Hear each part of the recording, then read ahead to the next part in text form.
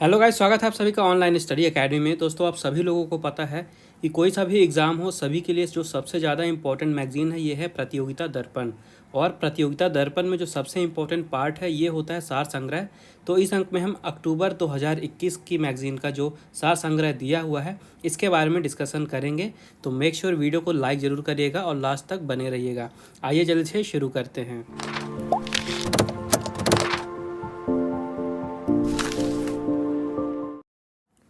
तो सबसे पहले शुरुआत करेंगे भारतीय इतिहास एवं संस्कृति से। तो सबसे पहला क्वेश्चन है, कौन सा बौद्ध पवित्र स्थल निरंजना नदी पर स्थित था? तो इसका आंसर है बोध गया। फिर है, कौन से संगम पत्तन पश्चिमी तट पर स्थित थे? तो इसका आंसर है तोड्डी एवं मुशीरी। फिर है, वह चोल राजा कौन था जिसने श्रीलंका को पूर्ण स्वतंत्रता दी और सिंघल राजकुमार के साथ अपनी पुत्री का विवाह कर दिया था? तो इसका आंसर है कुलोतुंग फर्स्ट। फिर है, किस सल्तनत कालीन शासक के सिक्कों पर बगदाद के अंतिम खलीफा का नाम सर्वप्रथम अंकित हुआ? तो इसका राइट आंसर है अलाउद्दीन मसूद शाह। आगे है, वह प्रसिद्ध जैन आचार्य कौन थे जिनको अकबर ने जगत गुरु की उपाधि से सम्मानित किया था? तो इसका आंसर है हीर विजय सूरी। अगला है, अशोक का समकालीन तुर्मै कहाँ का राजा था? इसका आंसर है मिस्र का राजा था। फिर है, लंदन में ब्रिटिश ईस्ट इंडिया कंपनी के गठन के समय भारत का निम्नलिखित में से कौन सा बादशाह था? इसका आंसर है अकबर। फिर है, पुनर्वर्धन भुक्ति अवस्थित कहाँ पे थी? तो इसका आंसर है उत्तर बंगाल में। और अगला है, औरंगजेब की मृत्यु के समय मराठा नेतृत्व किसके हाथों में था? इसका आंसर है ताराबाई। और लास्ट पॉइंट है, राम मोहन राय को राजा उपाधि किसने दी थी? तो इसका आंसर है अकबर द्वितीय ने। आगे देखते हैं यहाँ पे राष्ट्रीय स्वतंत्रता आंदोलन से रिलेटेड कुछ क्वेश्चन। तो यहाँ पे सबसे पहले, प्रथम महायुद्ध के दौरान कहाँ पर भारत की एक अनंतिम सरकार बनी थी जिसके प्रेसिडेंट राजा महेंद्र प्रताप थे? तो इसका आंसर है अफगानिस्तान में। वे राष्ट्रीय नेता जो 1925 में सेंट्रल लेजिस्लेटिव असेंबली के अध्यक्ष निर्वाचित हुए थे, ये कौन थे? ये थे विट्ठल भाई पटेल। फिर है, 1937 के चुनाव के पश्चात यूपी में गठित मंत्रिमंडल में किसको वित्त विभाग सौंपा गया था? तो इसका आंसर है रफ़ी अहमद किदवई को। फिर है, किस अधिनियम ने भारतवासियों को अपने देश के प्रशासन में कुछ हिस्सा लेना संभव बनाया? इसका आंसर है चार्टर्ड एक्ट 1833। फिर है, शारदा अधिनियम के अंतर्गत लड़कियों एवं लड़कों के विवाह की न्यूनतम आयु क्रमशः कितनी निर्धारित की गई थी? तो लड़कियों की थी 14 वर्ष और लड़कों की थी 18 वर्ष। आगे है, भारत छोड़ो आंदोलन के दौरान निम्नलिखित में से किस स्थान पर समानांतर सरकार बनी थी? तो इसका आंसर है सतारा, बलिया और तामलुका में। आगे है, भगत सिंह और बीके दत्त ने किस विधेयक या एक्ट के विरोध में 8 अप्रैल 1929 को केंद्रीय विधानसभा में बम फेंका था? तो इसका आंसर है जन सुरक्षा विधेयक। इसके बाद है, भारत छोड़ो आंदोलन का संकल्प किस शहर में पारित किया गया था? तो इसका आंसर है बॉम्बे। रावी नदी के तट पर पूर्ण स्वराज की मांग 1929 के ऐतिहासिक लाहौर अधिवेशन की अध्यक्षता में की थी? तो जवाहरलाल नेहरू की अध्यक्षता में की थी।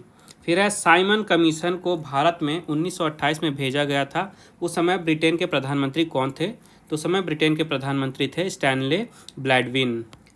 आगे यहाँ पे भारतीय राज्य व्यवस्था एवं संविधान। तो सबसे पहला क्वेश्चन है, किस वाद में उच्चतम न्यायालय ने यह धारणा व्यक्त की थी कि मूल अधिकार व्यक्ति को जैसा उसे सबसे अच्छा लगे उस तरह अपनी ज़िंदगी की रूपरेखा तैयार करने के लिए सक्षम बनाते हैं?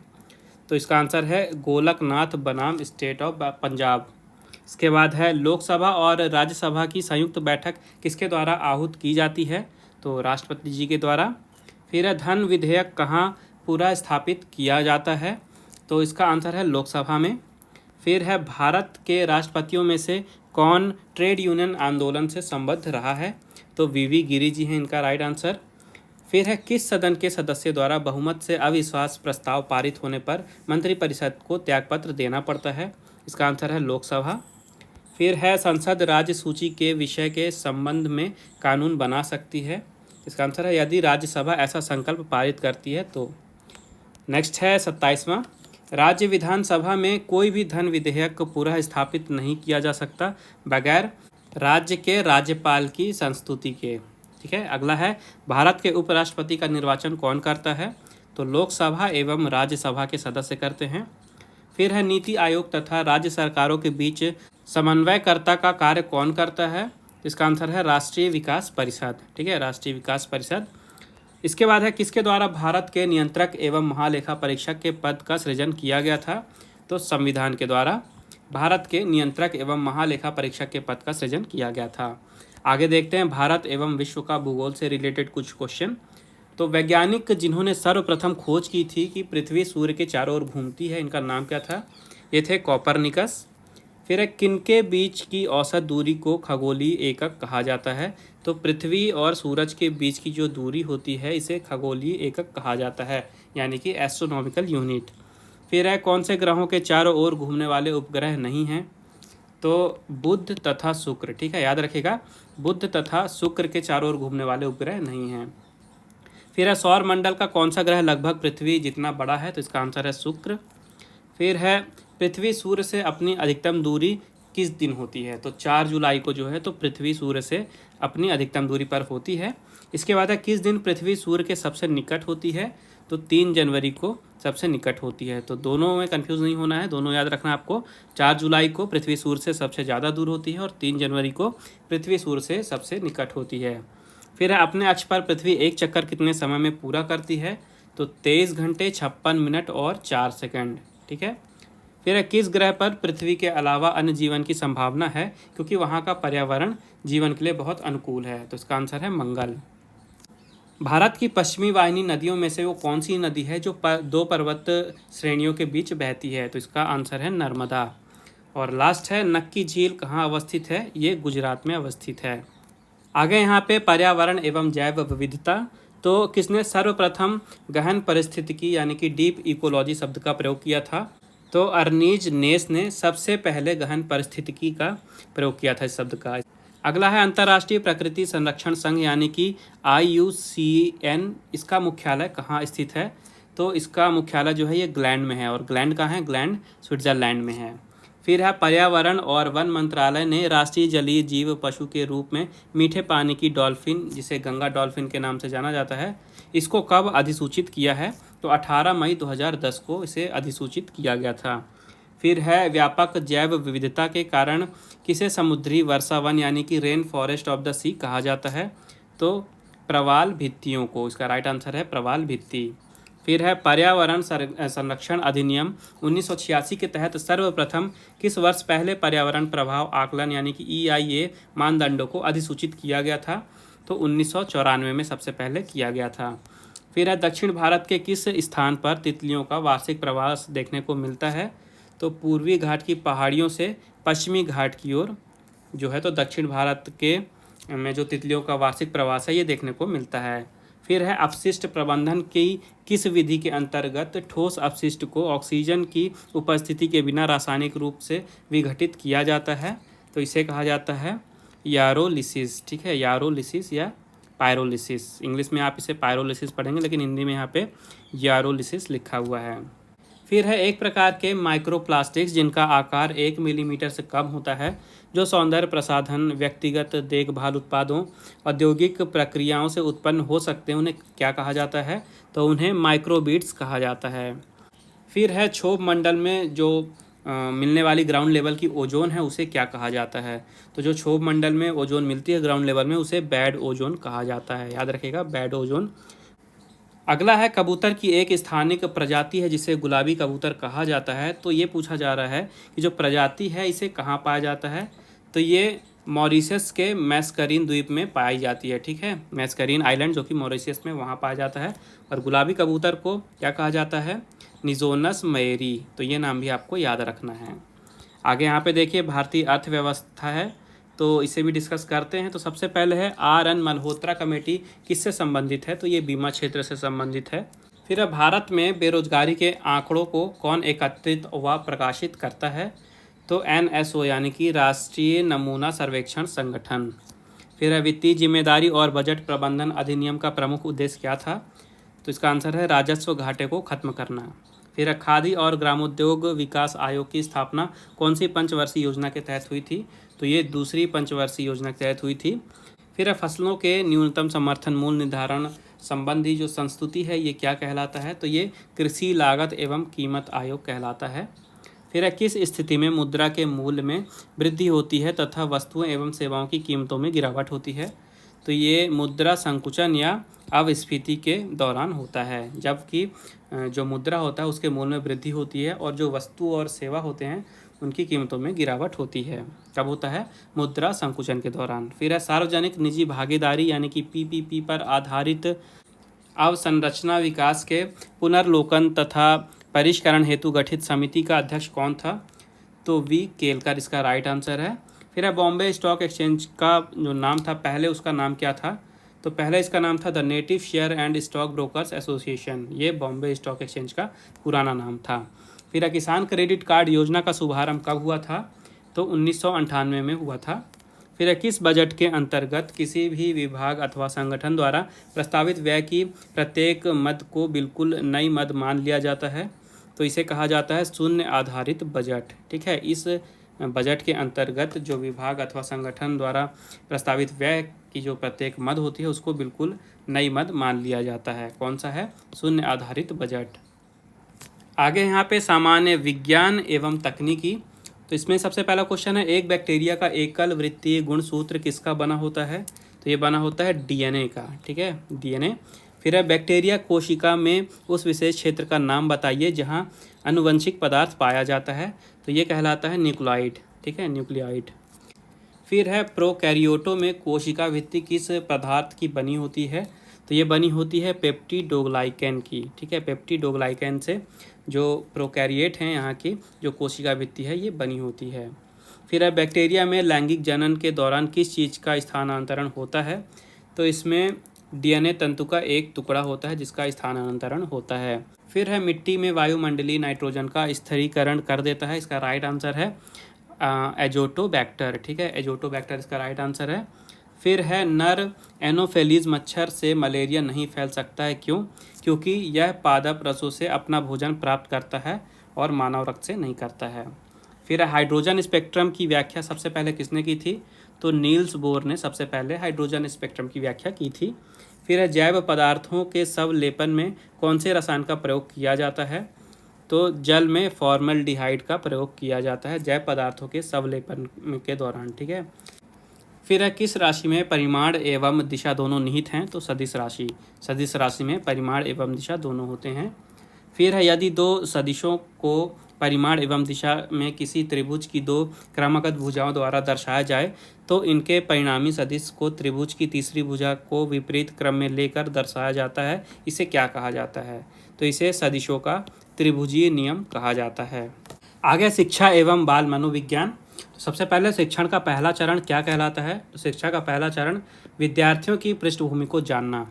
फिर है किस मनोवैज्ञानिक ने बच्चों को ज्ञान के सक्रिय जिज्ञासु के रूप में देखते हुए उनके चिंतन पर सामाजिक एवं सांस्कृतिक विषय वस्तुओं के प्रभाव को महत्व दिया था? तो लेव वाइगोट्स्की। इसका राइट आंसर है लेव वाइगोट्स्की। फिर है भाषा के अर्जन एवं विकास के लिए सर्वाधिक संवेदनशील अवधि कौन सी है? तो प्रारंभिक बाल्यावस्था सबसे संवेदनशील अवधि है। फिर है कक्षा में परिचर्चा के दौरान एक शिक्षक जो है तो ये प्रायः लड़कियों की तुलना में लड़कों पर अधिक ध्यान देता है। ये किस चीज़ का उदाहरण है? तो ये जेंडर पक्षपात का उदाहरण है। फिर है बच्चों के संज्ञानात्मक विकास के संदर्भ में निम्नलिखित में से कौन सी पियाजे की संरचना है? तो स्कीमा यानी कि अवधारणाएं, ये जो है ये पियाजे की संरचना है। इसके बाद है जिग्सा पहेली को करते समय 5 वर्ष की नजमा स्वयं से कहती है नीला टुकड़ा कहाँ है? नहीं, यह वाला नहीं, गाढ़े रंग वाला, जिससे यह जूता पूरा बन जाएगा। इस प्रकार की वार्ता को वाइगोट्स्की किस तरह से संबोधित करते हैं? तो इसको वाइगोट्स्की जो है ये व्यक्तिगत चर्चा के रूप में संबोधित करते हैं। फिर है आकलन का प्राथमिक उद्देश्य क्या होना चाहिए? संबंधित अवधारणाओं के बारे में बच्चों की स्पष्टता तथा भ्रांतियों को समझना, ये प्राथमिक उद्देश्य होना चाहिए आकलन का। फिर है शिक्षा का अधिकार अधिनियम 2009 में उल्लेख की गई समावेशी शिक्षा की अवधारणा निम्नलिखित में से किस पर आधारित है? तो ये आधारित है अधिकार आधारित मानवतावादी परिप्रेक्ष्य में। फिर है समान आयु के बच्चों में भी आकृति, योग्यता, स्वभाव, रुचि, प्रवृत्ति और अन्य बातों में बहुत अंतर होता है। इस संदर्भ में विद्यालय की भूमिका क्या है? तो विद्यालय की भूमिका है ये सुनिश्चित करना कि प्रत्येक बच्चों को अपनी क्षमताओं के अनुसार विकास के अवसर मिलें। और लास्ट है बच्चों को संकेत देना तथा आवश्यकता पड़ने पर सहयोग प्रदान करना, ये पाठ है। ठीक है, ढांचा। इसका राइट आंसर है पाठ यानी कि ढांचा। आगे यहाँ पे संप्रेषण या संचार। सबसे पहले है जन प्रवाद यानी कि ग्रेप वाइन संप्रेषण की विशेषता क्या है। तो इसकी विशेषता है समूह सदस्यों की सामाजिक आवश्यकताओं को संतुष्ट करने को उद्यत, किसी भी दिशा में जाने की छूट, शामिल लोगों के स्वहितों को पूरा करने के लिए व्यापक रूप से प्रयुक्त। इसके बाद है रंगों से संप्रेषण के लिए किस शब्द का प्रयोग किया जाता है। तो इसे रंग विद्या कहा जाता है। फिर दूसरों के साथ प्रभावी संप्रेषण करने की किसी व्यक्ति की क्षमता क्या कहलाती है। तो ये अंतर्वैयक्तिक दक्षता कहलाती है। फिर है एनकोडिंग, चैनल एवं डिकोडिंग किस सिद्धांत के बुनियादी घातक हैं। तो ये संचार सिद्धांत के बुनियादी घातक हैं, एनकोडिंग, चैनल एवं डिकोडिंग। फिर है संदेश भेजने की क्रियाओं के व्यवस्थित क्रम, स्वरूप और ढंग को क्या कहते हैं। तो इसे संप्रेषण प्रक्रिया कहते हैं। इसके बाद संप्रेषण प्रक्रिया में किसी संगठन में काम करने वाले व्यक्तियों एवं प्रबंधन वर्ग के परस्पर संबंध को क्या कहते हैं। तो इसे मानवीय संबंध कहते हैं। फिर है संचार की वह स्थिति जिसमें व्यक्ति किसी समूह से संचार करता है, वह क्या कहलाता है। तो ये समूह संचार कहलाता है। इसके बाद है जटिल समस्याओं की स्थिति में समूह निष्पादन उच्चतर होता है समस्योन्मुख नेटवर्क में। ठीक है, इसका आंसर है समस्योन्मुख नेटवर्क। फिर है संप्रेषण प्रक्रिया में प्रतिपुष्टि से तात्पर्य क्या है। तो ये संदेश प्राप्ति का प्रमाण होता है। संदेश प्राप्ति के प्रमाण को प्रतिपुष्टि कहा जाता है। फिर है संचार के एरिस्टोटल मॉडल का आधार क्या है। तो इसका आधार है समाज एवं सामाजिक संरचना। इसके बाद आगे है खेलकूद। तो खेलकूद में सबसे पहले क्वेश्चन है लिब्रो शब्द का उपयोग किस खेल में किया जाता है। तो लिब्रो शब्द का उपयोग किया जाता है वॉलीबॉल में। इसके बाद है भारतीय क्रिकेट का भीष्म पितामह किसे कहा जाता है। तो सीके नायडू जी को भारतीय क्रिकेट का भीष्म पितामह कहा जाता है। इसके बाद है लैला अली का संबंध किस खेल से है। तो ये मुक्केबाजी से संबंधित है लैला अली। फिर है विंबलडन प्रतियोगिता किस कोर्ट पर खेली जाती है। तो जो विंबलडन प्रतियोगिता है ये हरी घास के कोर्ट पर खेली जाती है। फिर है आधुनिकीकरण ग्रीष्मकालीन ओलंपिक खेल सर्वप्रथम कहाँ आयोजित किया गया था।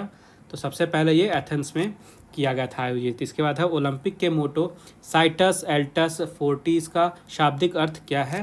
तो इसका अर्थ है और तेज और ऊंचा, शक्ति का भरपूर प्रदर्शन। फिर है ओलंपिक चिन्ह का क्या अर्थ है। तो ओलंपिक चिन्ह का अर्थ है निरंतरता। फिर है ओलंपिक ध्वज पर अंकित आपस में जुड़े 5 विभिन्न रंग के छल्लों में कौन सा रंग अफ्रीका महाद्वीप को प्रदर्शित करता है। तो जो काला रंग है ये अफ्रीका महाद्वीप को प्रदर्शित करता है। फिर है ओलंपिक ध्वज पर चित्रित हरा वलय किस महाद्वीप को प्रदर्शित करता है। तो ये ऑस्ट्रेलिया को प्रदर्शित करता है हरा वलय।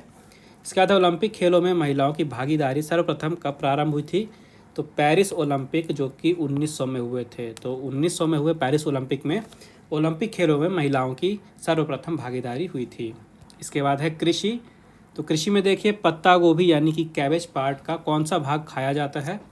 तो वानस्पतिक कालिका। ठीक है, वानस्पतिक कालिका खाई जाती है पत्ता गोभी की। फिर है अम्लीय मृदाओं में सुधार लाने के लिए उपयुक्त रसायन कौन सा है। तो इसका आंसर है जिप्सम। फिर है सेंट्रल टोबैको रिसर्च सेंटर यानी कि CTRI central tobacco research institute ये कहाँ स्थित है। तो ये राजमुंदरी में स्थित है। इसके बाद है गेहूं का काला टिक रोग यानी कि ब्लैक टिक डिसीज़ ये किसके कारण होता है। तो ये फफूंद के कारण होता है। इसके बाद है सिल्वीकल्चर के अंतर्गत किसका अध्ययन किया जाता है। तो वनों का अध्ययन किया जाता है सिल्वीकल्चर के अंतर्गत।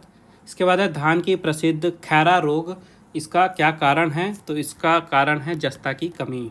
फिर है किसे मानव उत्पादक धान्य अन्न यानी कि मैन मेड सीरियल्स कहा जाता है। तो ट्रिटिकेल्स। ठीक है, ट्रिटिकेल्स को मानव उत्पादक धान्य अन्न यानी कि मैन मेड सीरियल कहा जाता है। इसके बाद है दलहन फसलों में कौन सा रंग द्रव्य यानी कि पिगमेंट नाइट्रोजन स्थिरीकरण यानी कि नाइट्रोजन फिक्सेशन के सहायक होता है। तो इसका राइट आंसर है लेग हीमोग्लोबिन। तो दलहन फसलों में जो लेग हीमोग्लोबिन नामक पिगमेंट है ये नाइट्रोजन फिक्सेशन में सहायक होता है। फिर है मटर में माश रोग का कारण क्या होता है। तो मैग्नीज की कमी से मटर में माश रोग होता है।